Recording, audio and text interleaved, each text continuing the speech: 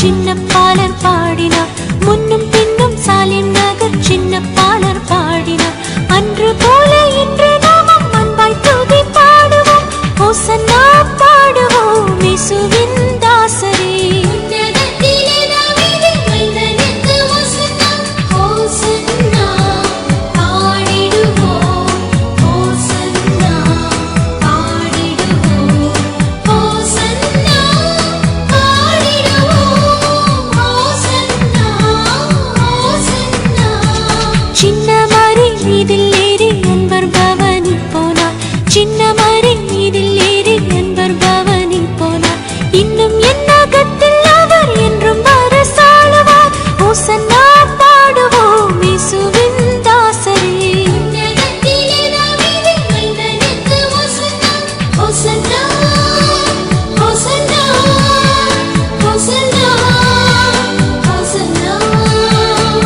ஆண்டவராகிய இயேசு கிறிஸ்துவின் இனிய நாமத்தில் உங்களை சந்திப்பதில் பெரும் மகிழ்ச்சி அடைகின்றேன். தவக்காலத்தினுடைய இறுதி நாட்களை நாம் நெருங்கிக் கொண்டிருக்கின்றோம். இந்த வாரம் குருத்து ஞாயிறோடு நாம் புனித வாரத்தை கடந்து செல்ல இருக்கின்றோம். இந்த புனித வாரத்தின் நிகழ்வுகளை நாம் பார்த்தோம் என்றால் பல்வேறு ஆச்சரியங்களும் அதிசயங்களும் நடக்கக்கூடிய வாரமாக நாம் பார்த்து கொண்டிருக்கின்றோம். ஏனென்றால் ஆண்டவராக இயேசு கிறிஸ்து எருசலேமை நோக்கி பயணிக்கப்படுகின்ற போது அங்கே காத்திருந்த மக்களுடைய ஆர்ப்பரிப்பு என்னவாக இருந்தது? இயேசுவை வரவேற்பதற்காக அவர்கள் எவ்வாறெல்லாம் தயார் நிலையில் இருந்தார்கள்? அந்த எருசலேம் நகரம் முழுவதும் எப்படியாக இருந்திருக்கும்? சிந்தித்து கூடி நம்மளால் பார்க்க முடியாத அந்த நிலை. ஆண்டவர் அந்த வீதிக்குள் கடந்து செல்கின்ற போது யாரும் பயன்படுத்தாத ஒரு கழுதை குட்டியை தேர்ந்தெடுத்தார். அதன் மேல் பயணப்படுகின்றார். வீதிகள் தோறும் மக்கள் இருபுறம் இருந்து அவரை வரவேற்கும் விதமாக விலை உயர்ந்த ஆடைகளை, தரை விரிப்புகளை, இலை தழைகளை போட்டு வீதி முழுவதும் அலங்காரத்தோடு அவரை அழைத்து சென்றார்கள். இப்படியாக அந்த எருசலேம் மக்களுக்கு ஒரு மனமகிழ்ச்சியை கொடுக்கக்கூடிய அந்த குருத்து நாயர் ஒரு ஆசீர்வாதமான ஒரு நாயராக அவர்களால் பார்க்கப்படுகின்றது.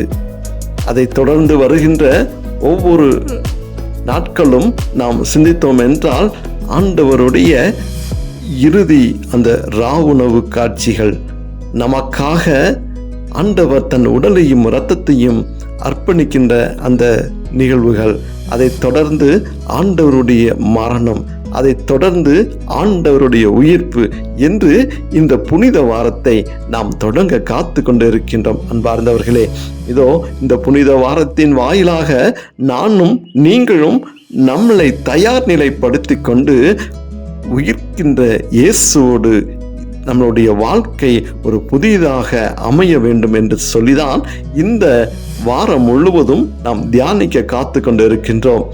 இந்த குருத்து ஞாயிறு வழியாக ஆண்டவர் பல்வேறு காரியங்களை நமக்கு விட்டு சென்றிருக்கின்றார்.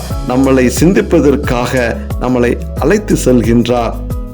அந்த எருசலேம் மக்கள் ஆண்டவரை பார்ப்பதற்காக எவ்வளவு மன மகிழ்ச்சியோடு அந்த இடங்களில் எத்தனை வேண்டுதல்களோடு அவரை எதிர்நோக்கி காத்திருப்பார்கள். அவர் கடந்து செல்கின்ற போது ஓசனா ஓசனா என்று சொல்லி அவரை பின்தொடர்ந்து சென்ற கூட்டங்கள் எத்தனையாக இருந்திருக்கும். நானும் நீங்களும் அதே பவனியில் நாம் கலந்து கொள்வதற்கு இன்று நாம் தயார் நிலையில் இருக்கின்றோமா? ஒவ்வொரு ஆலயங்களிலும் ஒவ்வொரு ஊர்களிலும் குருத்து ஞாயிறு அன்று வீதி வீதியாக குருத்தொலையை ஏந்தி கொண்டு பவனியாக சென்று கொண்டு இருக்கின்றோம். அந்த பவனி ஒரு வரலாறு நிகழ்வாகத்தான் பார்க்கப்படுகின்றது. அதே பவனியில் ஆண்டவராக இயேசு கிறிஸ்து நடந்து செல்கின்றார் என்று நாம் சிந்தித்தோம் என்றால் உங்களுடைய என்னுடைய பயணம் எப்படியாக இருந்திருக்கும்? அந்த வீதிகளில் ஆண்டவர் கடந்து செல்லும் போது ஆண்டவரோடு நானும் நீங்களும் நடந்து செல்கின்ற போது அது எவ்வளவு அர்த்தமுள்ளதாக, எவ்வளவு வல்லமை உள்ளதாக, எவ்வளவு ஆசீர்வாதமானதாக, அவரோடு நான் ஒரு குற்றமற்ற மனிதனாக, பாவமில்லாத மனிதனாக நான் அவரோடு கடந்து செல்கின்றேனா என்றுதான் நாம் சிந்திக்க அழைக்கப்படுகின்றோம். அந்த குருத்து ஞாயிறனுடைய பவனியில் ஓசனா ஓசனா என்று சொல்லிக்கொண்டு நாம் கடந்து செல்கின்ற போது என்னோடு இயேசு பயணிக்கின்றார், அவரோடு நான் நடந்து சென்று கொண்டு இருக்கின்றேன் என்று நாம் சிந்தித்தோம் என்றால் அது ஒரு ஆசீர்வாதமான பயணமாக இருக்கும். மீண்டுமாக ஆண்டவர் எருசலேம் பயணத்தின் போது பசியோடு சென்று கொண்டிருக்கின்றார்.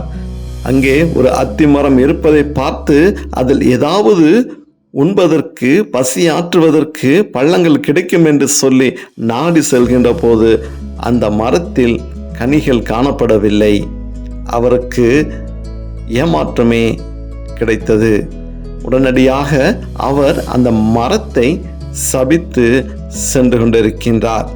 அன்பார்ந்தவர்களே, ஆண்டவராக இயேசு கிறிஸ்து உங்களையும் என்னையும் நாடி வருகின்ற போது, அவருடைய தேவைகளுக்காக நம்மை அணுகி வருகின்ற போது, அவர் நம்மளை தேவைக்காக பயன்படுத்துகின்ற போது, அவர் தேடுகின்ற செயல்பாடுகள் நம்மளிடம் இல்லாமல் இருக்கின்ற போது நம்மளையும் அவர் சபிக்க நேரிடும்.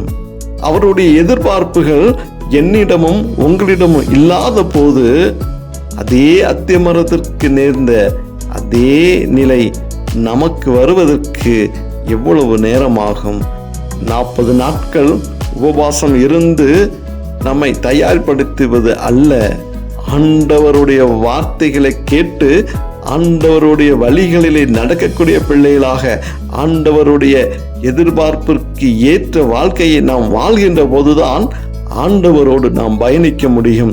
ஆண்டவர் எதிர்பார்க்கின்ற அதே தகுதியுள்ள மனிதனாக நான் இருக்கின்றேனா என்றுதான் நாம் சிந்தித்து பார்க்க வேண்டும்.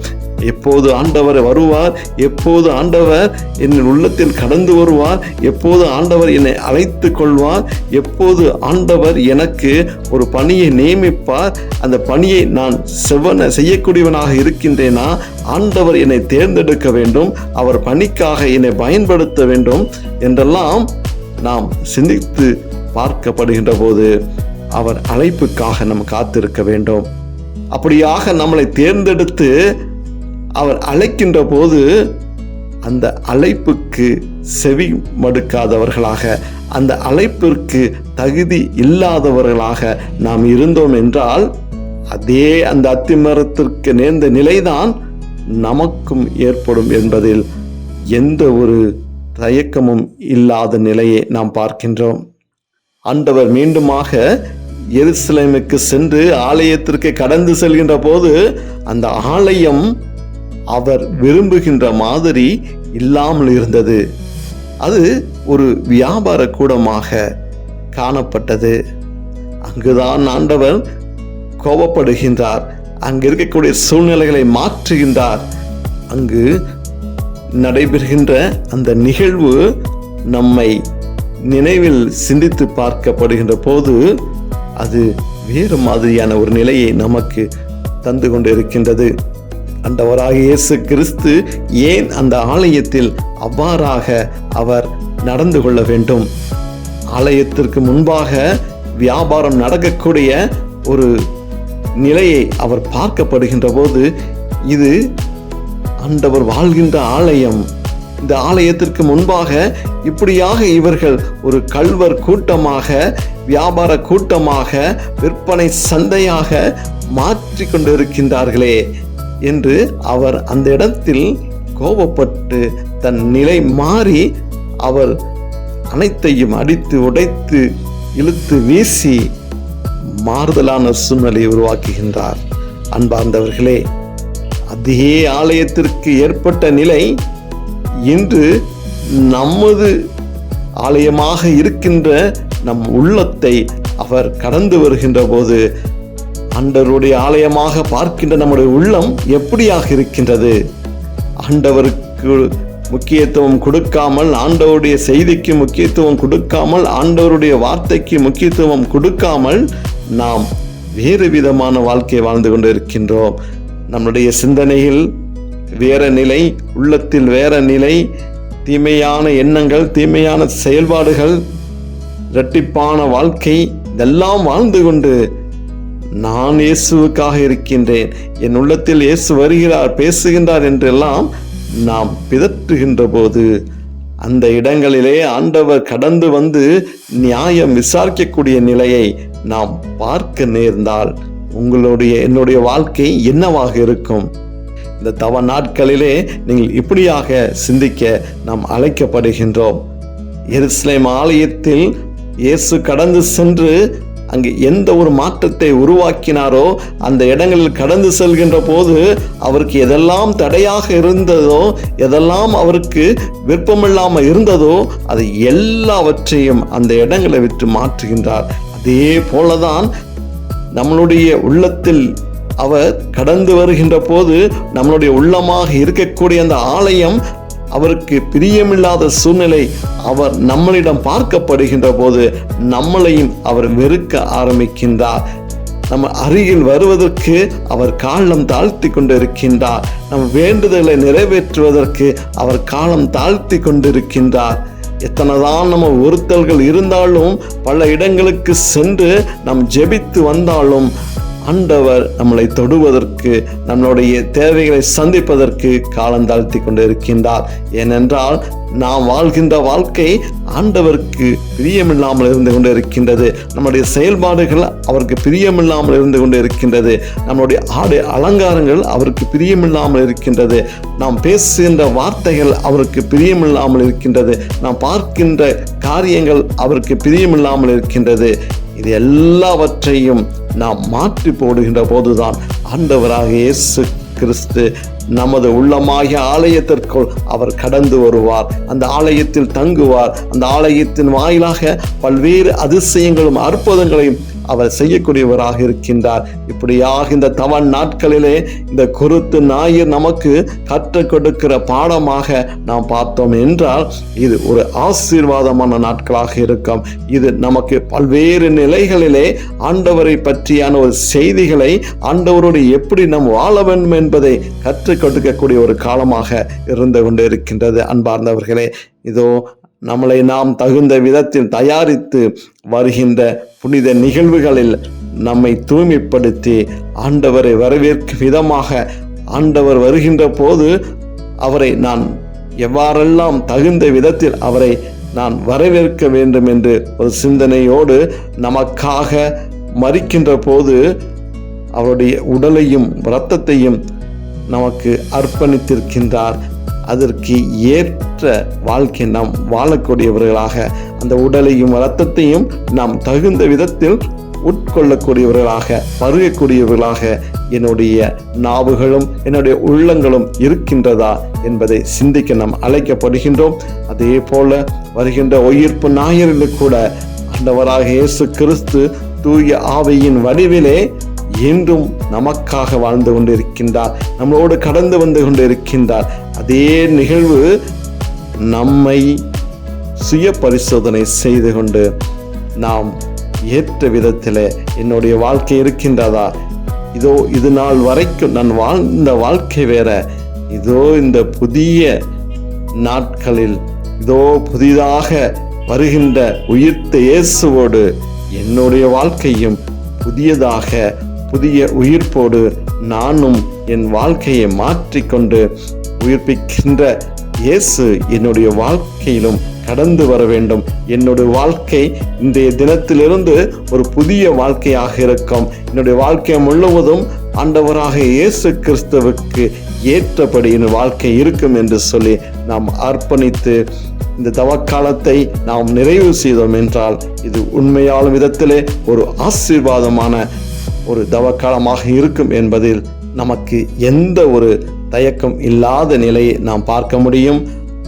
ஆண்டவரோடு நாம் இணைந்து ஜெபிக்கப்படுகின்ற போது ஆண்டவர் நிச்சயமாக நம்முடைய வாழ்க்கையில் ஒரு ஆசீர்வாதத்தை கொடுப்பார் என்று ஒரு மன நம்பிக்கையோடு கடந்து வருவோம்.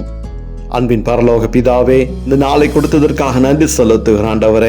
அப்பா, இப்படியாக இந்த குருத்து ஞாயிறு ஆண்டவரே என்னை ஒரு ஆசீர்வாதத்தில் என்னை அழைத்து செல்லக்கூடிய ஞாயிறாக இருக்க வேண்டுமா கூட ஜெபிக்கிறோம் ஆண்டவரே. அப்பா, என்னுடைய வாழ்க்கையில இருக்கக்கூடிய அப்பா அம்மாவுக்கு பிரியமில்லாத காரியங்கள் ஆண்டவரே, அப்பா எல்லாவற்றையும் ஆண்டவரே இந்த நொடி பொழுதிலிருந்து நான் மாற்றி விடுகிறேன் ஆண்டவரே. அப்பா, இந்த 40 நாட்கள் ஆண்டவரே நான் பல்வேறு ஒருத்தலோடு என்னுடைய பாவ பலவீனங்களுக்காக ஒப்பு கொடுத்திருக்கின்றேன் ஆண்டவரே. அப்பா, அது உண்மையான விதத்திலே எனக்கு ஒரு மன்னிப்பை தேடக்கூடிய காலமாக இருக்க வேண்டும். நீங்கள் என் பாவ பலவீனங்கள் எல்லாம் மன்னித்து ஆண்டவராக இயேசு கிறிஸ்து என் உள்ளத்திலும் என் இல்லத்திலையும் என் வாழ்க்கையிலும் ஆசீர்வாதத்தையும் மகிழ்ச்சியும் கொடுக்க வேண்டும் என்று நான் அவளாக காத்து கொண்டு இருக்கிறேன் ஆண்டவரே. அப்பா, உயிர்ப்பிக்கின்ற இயேசு என்னுடைய வாழ்க்கையிலும் ஒரு புதிய அத்தியாயத்தை, ஒரு புதிய வாழ்க்கையை காண செய்ய வேண்டுமா கூட உமது பாதத்தில் ஜெபிக்கிறேன் ஆண்டவரே. அப்பா, எங்கள் ஜெபங்கள் எல்லாம் கேட்டு ஆண்டவரே பாவம் நிறைந்த எங்களை பாவமற்ற வாழ்க்கைக்கு தேவன் கரம் பிடித்து அழைத்து செல்ல வேண்டுமாய் இயேசுவின் நாமத்தில் ஜெபிக்கின்றேன் நல்ல பிதாவே, ஆமேன்.